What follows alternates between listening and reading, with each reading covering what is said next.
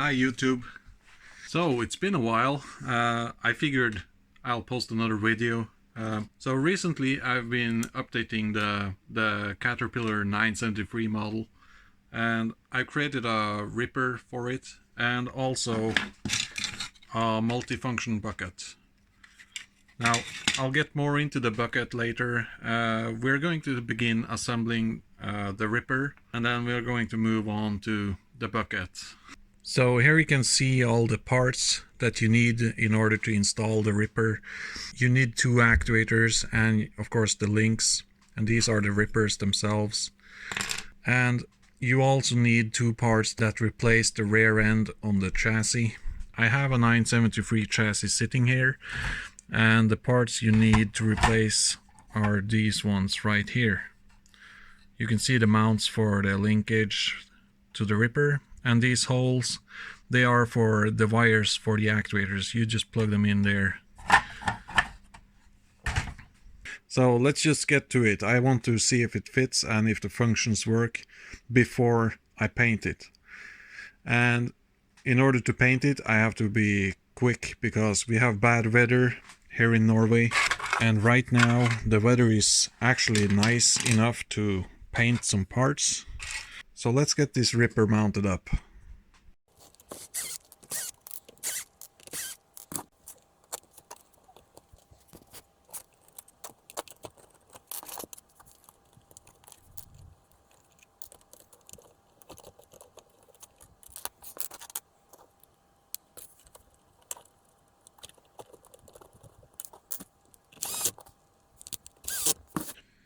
So I won't put all the screws in there because I'm just going to test it.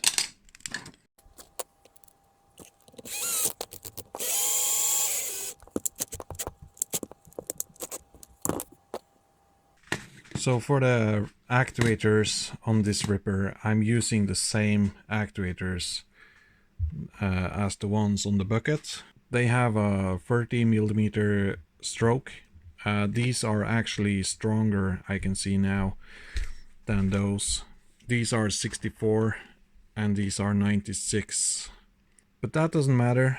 I'm going to install these. So let's get them mounted up.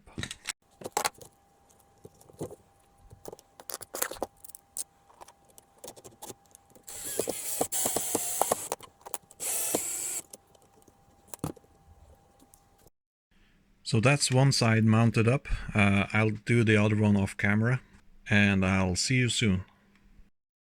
Okay, so the arms are now ready on both sides. All we gotta do is connect this thing and put in the ripper teeth, and we can check if this works.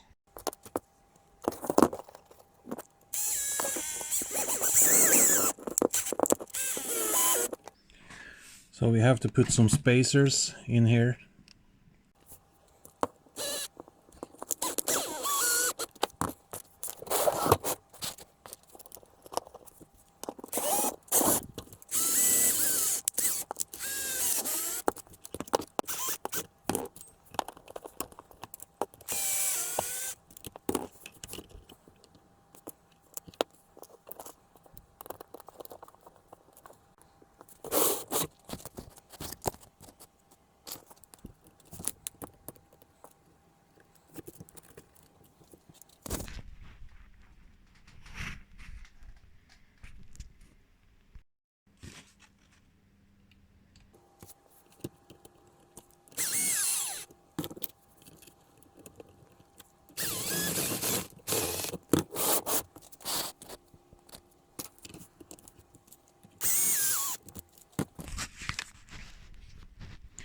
And there we have the ripper installed. It actually looks pretty nice.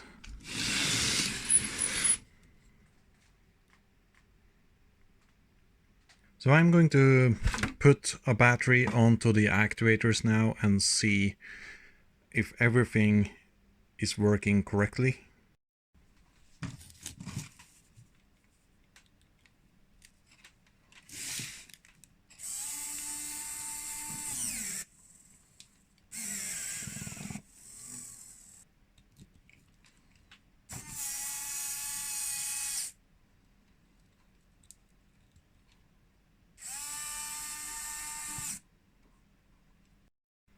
Well, that went perfect actually.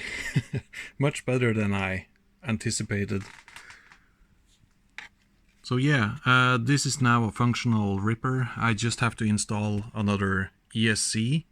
So I'm going to take these parts off now and go paint them while I still can. Now this update is already uploaded on Cults 3D, and there's assembly instructions and links to the actuators, etc, etc. So here we have the parts for the multifunction bucket. Now assembling this bucket is pretty straightforward. You can see the blade pieces are here, and this is obviously the teeth. These are the sidewalls, and you need two actuators for this bucket. These are 21mm in stroke, and the specs I have on these are pretty strong actually, so I would recommend going with 96N, but yeah, for some reason I ordered these. Anyway, let's begin assembling the blade part. Now these parts, you're going to want to assemble them like the way I'm putting them. And then you just slide them together, like so. You figure out the length. There's going to be threaded rods, one through the bottom here, and one, you can see this line right here. There's a threaded rod that will go through there. You can see the hole right here. So yeah, just eyeball the length and you should be ready to go. Let's just flip this around. It's much easier to see these holes. Yeah, so I'm going to cut this threaded rod now. So the rods have been cut, and one is longer than the other one. So these are the length that I cut them in. One is exactly 20 centimeters long, and the shorter one is exactly 19 centimeters long. So pretty simple. Anyway, I'm going to mount up some lock nuts on these and mount them onto the blade. So let's get to it.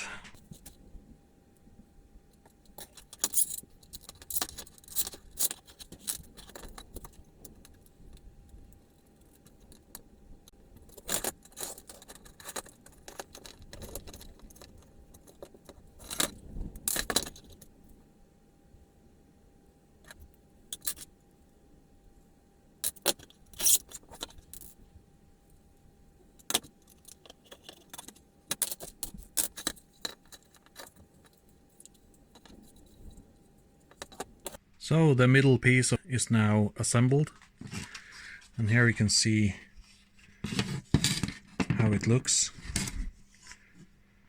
So our next step will be to mount the actuators onto these holes.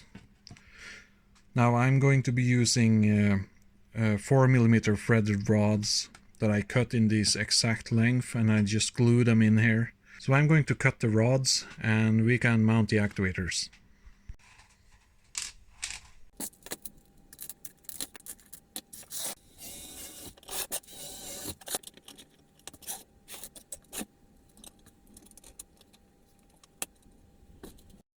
So the actuators are now in place, and you can put spacers in between here if you want.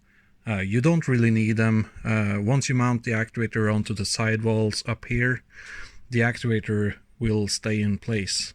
Anyway, so let's begin mounting the sidewalls onto the teeth, and then we can mount the teeth onto the blade.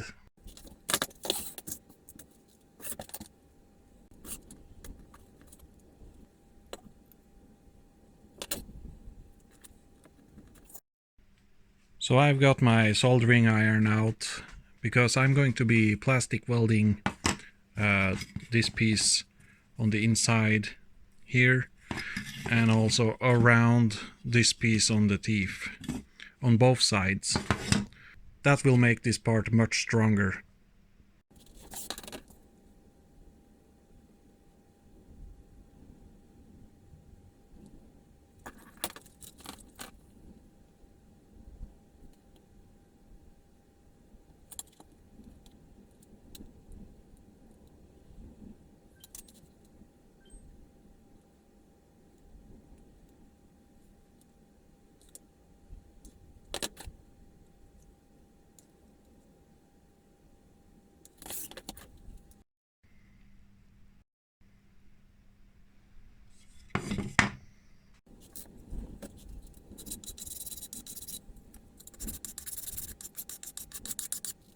So I grinded down the plastic on the inside here.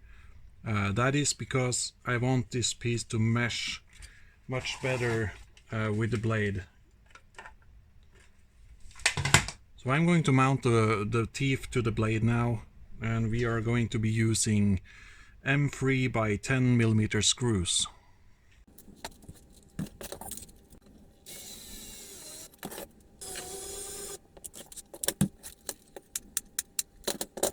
So our next step is to glue these spacers on the inside right here.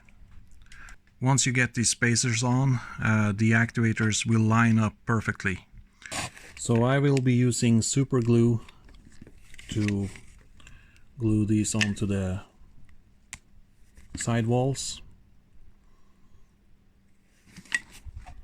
And I've already inserted a screw so that it gets centered. That's very important. I didn't have any screws, so I just cut these threaded rods.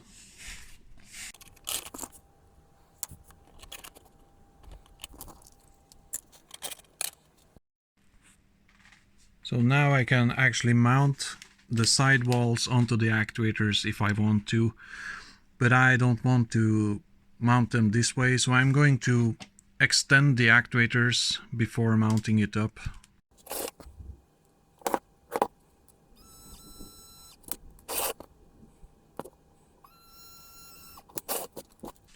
So these actuators, they are very slow.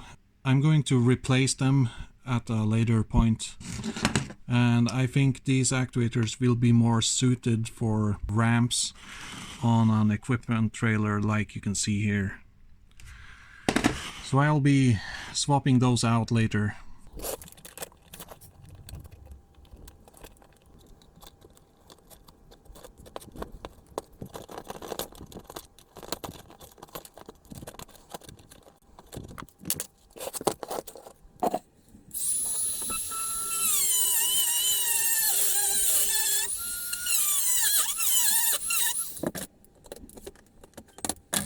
So the multi-purpose bucket is now assembled, and I would recommend that you paint this bucket in parts before assembling it like I did.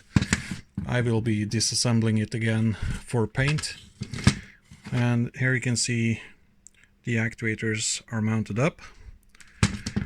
And yeah, I'm going to show you the functions real quick.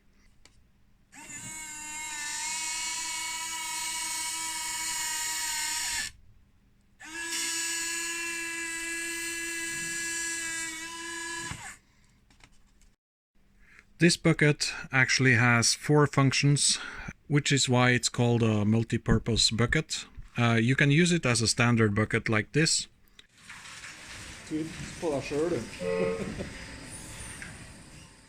Or you can use it as a blade to clean up the work area around you, etc.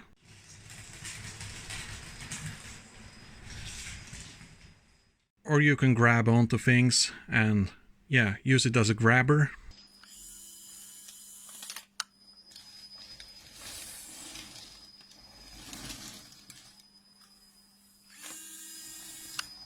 Or you can even use it as a high lift bucket and open the teeth to load the trucks without having to tilt forward.